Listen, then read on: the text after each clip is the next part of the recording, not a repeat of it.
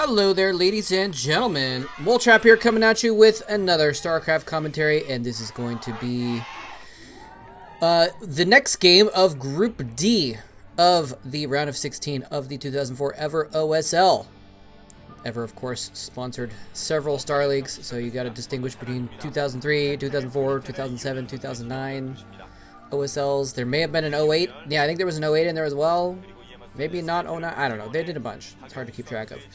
And by the way, I casted Boxer versus Oversky. I thought that was the first game. It may have been the second game, because I think this is now what it says at the top. It says D, and then it says 1. I believe that means this was actually the first game. It doesn't really matter because the games are not dependent on each other. But I don't know, just in case you want some chronological accuracy, I think technically this game might have been played before the Boxer game. But anyway, excuse me. Regardless, we got Nada versus Kingdom going on here, and this is going to be a pretty cool game, I think. We got a PVT. Nada, of course, the Genius Terran, also called the Otter Terran. I'm not sure why he's called the Otter Terran. I've heard that before, but I've never really figured that out, why he was called that. Anyway, also called the Tornado Terran, because of his whirlwind vulture play at times. So we'll see what Nada can pull out here. But Kingdom, he's one of the 3 Protoss hopes. One of the 3 Protosses to get into the Star League in an era when Protosses were not doing super well. And so Kingdom, you know, actually, I'm forgetting off the top of my head if he's won a Star League before this, but I know he's at least gotten to the finals before. He's a really strong player, so he's going to be able to give Nada a run for his money, even though Nada is in tip-top shape in 2004 and is one of the strongest Terrans out there. And, you know, I've said this before, but I'll just say it again. I just love that Nada stayed competitive and stayed relevant for so long that, you know, he was able to be competitive in Star Leagues as late as like 2007 or 8 and be a threat in those leagues. So anyway, just pretty cool. And of course you got like Jelizer, who is active in this Star League, and he won a Star League in 2008, right? Which I think was another Ever OSL, actually. Anyway, so there's a couple players that were actually just so good that they were able to keep up their goodness and keep up with the advancement in the play style and ability and the meta and that kind of thing. And Nada is someone who was able to keep up with it for a long time. Even did decently well in StarCraft 2 when he switched over for a bit. So, anyway, but yeah, nothing too interesting going on thus far. We just got normal play going on here. Although we do have an interesting hidden pylon over here, and that could be something new very soon if he puts down some sort of hidden tech.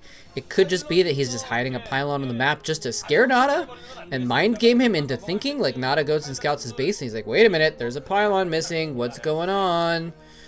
I'm suspicious. And so we'll see if he actually does something with that hidden pylon or not. But I don't know if there's a probe still up by that pylon. So, you know, he needs to have a probe there if he's going to build something at the pylon. Just in case this is your first time ever watching StarCraft, you don't know how it works. But in any case, and now Nada's gone into the base. He's scouted everything. He probably notices that there's a pylon missing, and is probably kind of wondering what's going on. We've got him getting his factory, his machine shop anyway. But I'm curious to see if we'll see him get Academy, perhaps, and be like, okay, maybe I need to get some ComSat going on. If we see him go for a 2 factory build instead of, it looks like he's trying to go 1 factory into perhaps an expansion. Maybe an FD build or something like that. I don't know. Robotics facility now in his base. So I guess the hidden pylon is just that. It's just a hidden pylon. It's just for funsies, just for mind games, just for future reference. I mean, it also may be in a good place that, you know, he's scouting to see if Nada takes that base theoretically, but more likely it's in a position where if there's a drop ship that goes around the side of the map to drop in his back door, then that would be an optimal place for the pylon to be if Nada was at the 12 o'clock position. So the pylon could scout the dropship coming in, and he'd have some forewarning. And it's not a place where Nada would expect there to be a pylon, and so he might fly over it blindly. So Anyway, we'll find out eventually if it's going to play a role in things, but thus far it's not going to. That barracks is just kind of soaking up some attacks. It was put in a nice spot, blocked all scouting from going on. The probe was not able to get in there because it was a long distance. Maybe if the probe had scouted first or something. No, I think even then actually the barracks still would have stopped the probe from going in. So we have no information for Kingdom right here, except he obviously knows that there's siege tech, for example. And what is Nana going to do next? I feel like he's building up for something. He's just getting siege tech. He's getting a couple tanks out for defense. Maybe he's worried himself, and there's the expansion, the command center, getting ready for an expansion. So that's kind of what I was expecting. With 3 tanks in siege mode, he can just be safe to build that command center and kind of do whatever he wants right now. Actually, it's very unlikely, especially because he did only scout one gateway. I guess he could be worried. You know, maybe that's part of it too, is maybe he was worried there was a second gateway on the map and he was going to get rushed or something like that. And we do see observatory first off one base. Very uncommon in the modern day, but not very uncommon back in the day, especially considering the fact that the Kingdom is in the dark. He doesn't know what's going on right now.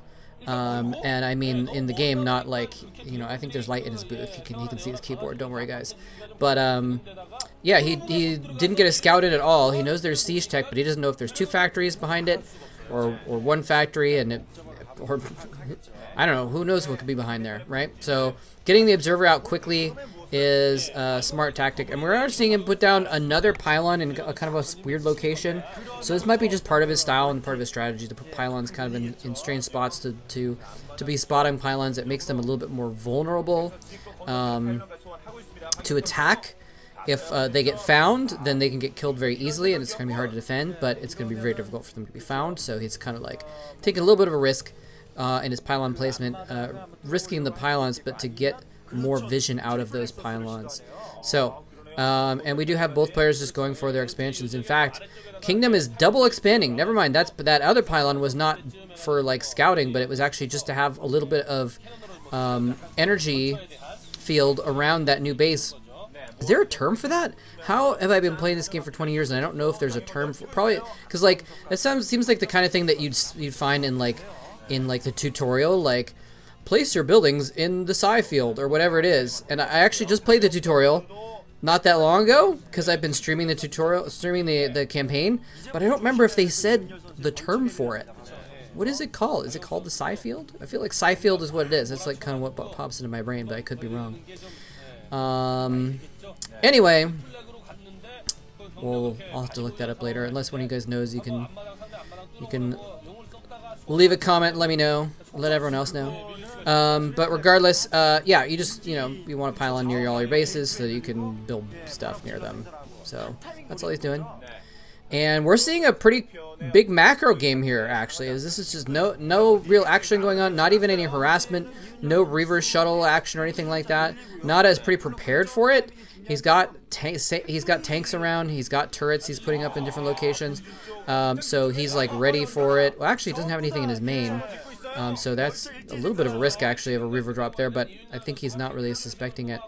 And he does have 2 comsat stations now, so he's probably comsatted and seen. Actually, we can see on his map that he did comsat the main there, it looks like, potentially, but he doesn't have too much vision. He definitely doesn't know there's double expansion yet, actually. But look at this! Look at those factories! Do we have, is that 6 factories? We've seen 6 factories now for Nana. We're going to see some Tornado Terran action, ladies and gentlemen. The Tornado Terran is building up speed. He's starting to whirl around in circles off the coast. And we're going to see if he makes landfall in Kingdom's kingdom very soon. Kingdom, of course, is macroing up as well. He's gotten those 3 bases up, and now he's starting to produce a lot of production facilities as well.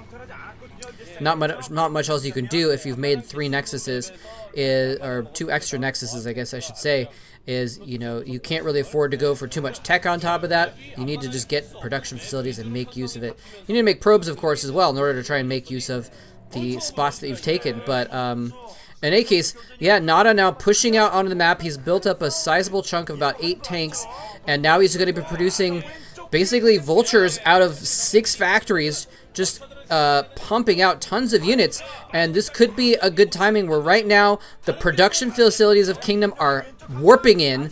The probes are coming in. He is not able to make full use of those 3 bases yet. If we wait another 2 minutes, minute and a half even, Kingdom will have full use of those extra minerals incoming and will be able to start pumping out the units to match the amount of bases that he has. But this is a strong timing attack from Nada, pushing out at this exact moment where Nada has his 2 bases up and running. Oh, Dragoons coming in and actually picking off these tanks. This is not good. The Vultures need to get in there and block for the Dragoons, but instead they're not.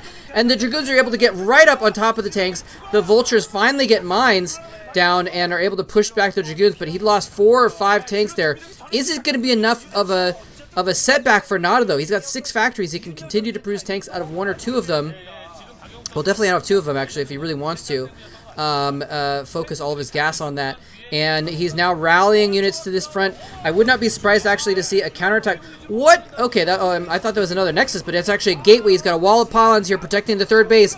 If he gets there and kills that 3rd, that's going to be so much money down the drain. And those tanks are in just a beautiful spot right there. Look at that spot. It's just right on this corner. They're protected by the neutral terrain that's part of the map. They're protected by the ridge. And now he's got a tank within striking distance of the Nexus. A Zealot bomb gets dropped right on top of that tank, though it is taken out very, very quickly by the friendly tank fire. And Nada is struggling to hold this position. Kingdom has to be very patient, but he's actually moving in and losing Dragoons needlessly. He needs to be patient and wait until he has enough forces that he can actually go in all at once. He needs to go in and drop Zealot bombs on top of those tanks at the same time as going with the Dragoons, and he's just doesn't have the forces yet. And now all the probes are dead, so he cannot even make use of all those gateways that he built. One of the gateways is even going to be destroyed right here, although I think it's unpowered anyway. And Nada is now pushing in. He says, "You that 3rd base of yours? Guess what? It's mine now.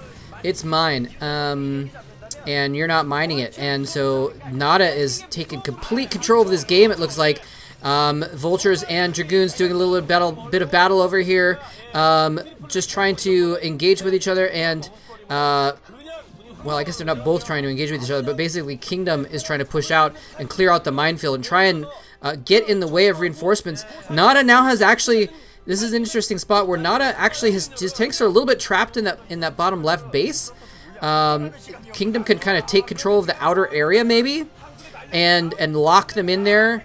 Drop a couple Zealots on top of there actually would be really nice because the Vultures have now ventured out of that area. He's going into the 2nd base as well. The probes have already run for the hills in expectation of this engagement. Zealots trying to go into this spot here, and there's the Zealots on top of those tanks. Those 4 tanks are going to die. It's just Vultures now. I'm sure Nada has more tanks back at home, but the Vultures now in the main, killing tons of probes. And this is all of his probes. He already moved probes away from his natural to protect them from these Vultures. And now the Vultures are in his main, killing all the probes. Where are Kingdom's forces? Oh, that mine! Oh, that mine! Oh, kills 1 or 2 probes actually. But if that like Dragoon had been a little bit in a different position, that mine could have killed so many more probes. And this is, I think this is curtains for Kingdom. He's just lost so many probes. The Vulture they're clicked on right now has 8 kills on it. And there's the GG.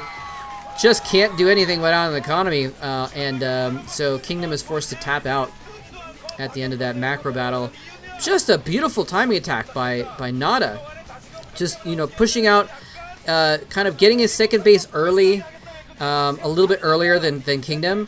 And then just pushing out with, just says, you know what, I'm going to make 5 more factories and just go all in off this craziness. And, yeah, so it's going to go to Nada with that beautiful timing attack, and it did exactly what it was supposed to. It was just, and if he'd waited a couple minutes, like I said, if he waited a couple minutes, Kingdom would have had a round of units from like 8 gateways, and then another round from maybe half of those as the others were warping in.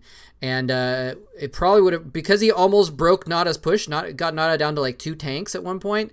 I think if he'd waited a little bit, Kingdom would have stopped that push. So... Well played by the Genius Terran. So Genius Terran, Nada is going to go up 1-0, and Kingdom is going to go down 0-1. So, yeah, and hopefully I'll get the order right in these other games, but again, it's a round robin, so it doesn't really matter too much, because all the games are going to be played regardless of what the order is. It just matters what the total is at the end. So, yeah, I hope you guys enjoy that. Thanks very much for watching. GG. And I'm going to go ahead and move on to the next game, which will probably come out the day after this one, I suppose, since it takes some time to get stuff together. Anyway, take care. Thanks for watching.